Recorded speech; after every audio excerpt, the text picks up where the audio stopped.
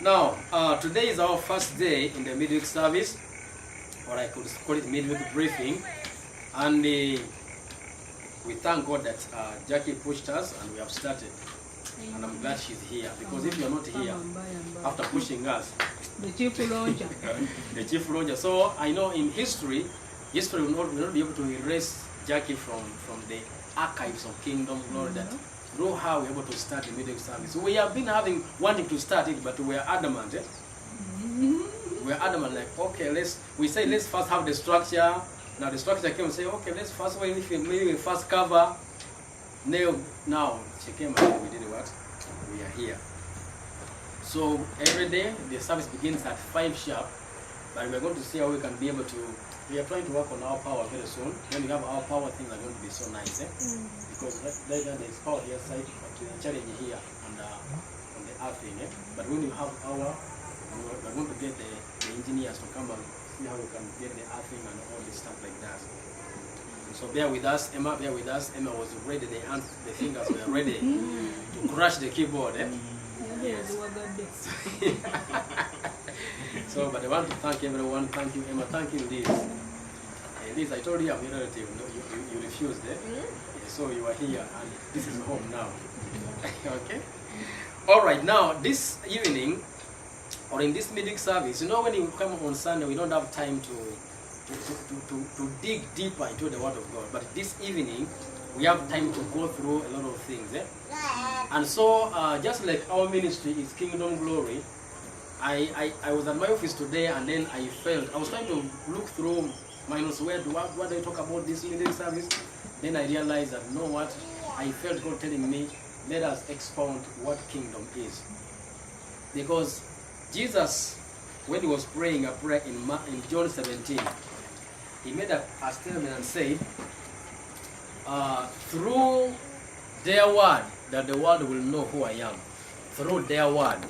Now, I'm a teacher by profession. I taught for 7 years in this country, and then I left teaching now 10 years ago. But in teaching, you can never teach what you don't understand. You will never teach what you don't know. So the first thing is, for you to be an effective teacher, you must know the lesson. And I know there are some people outside there, there are some pastors, many pastors outside there, who are powerful preachers, but they don't know what the lesson. Now it is so dangerous to teach what you do not understand. In fact, the key to effective teaching is that you teach what you understand.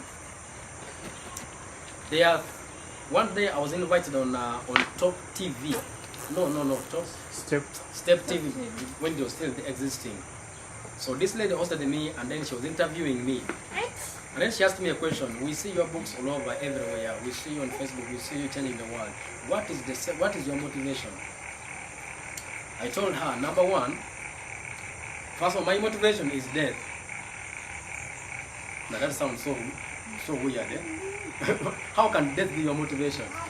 Now, my number one motivation is death. When I think about my death, I work so hard. Because I want to reach there when I am completely empty. I won't die like Paul did. Paul died empty. Paul said, I am being poured out like a drink offering. And my time has come. So I want to go to my grave with nothing left within me that I was born to do.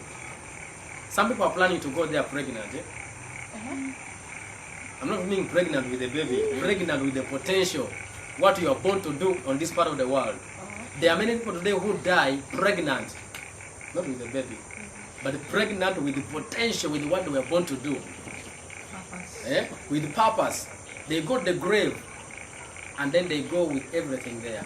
That's why someone said, Dr. Marilyn Monroe said, the wealthiest part in this part of the world is not America, is not Iran or is not Kuwait. The wealthiest part in this world is the graveyard. Why?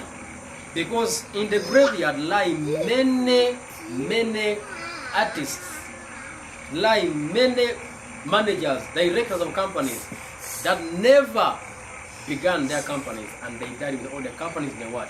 In the grave.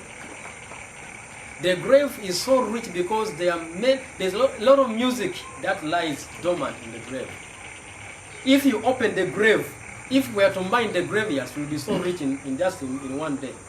Because there are many people who die with the potential and they are right there in the grave. And from that time, whenever I go, I was in Cape Town and we were driving, and then we passed the place called Maitland. So I asked my host, what is Maitland? Because I know Maiti in Kiswahili is what? It's a dead body. And how they call this place Maitland? I am telling you, we drove like from Mbale, from Clock Tower up to Kamonkoli. All this is Maitland. The place is so beautiful. It was so beautiful. Now, when they told me this, you see, right from here as you are moving, your eyes should be the other side. All this is called Maitland. Now I stopped thinking about where I was. I now began thinking, like, wow, what a rich place. Nice place. And then I realized that down there in South Africa, for me that day I wanted to go with my suit, the black suit. But I moved everywhere and I never saw anyone putting on a black suit. Now, when we are passing, people were in black suits. I'm like, Maitland has people who are so smartly dressed. Kumbe, in South Africa, if you put on black suit, it means you have lost someone. Someone is dead. You are going for the funeral.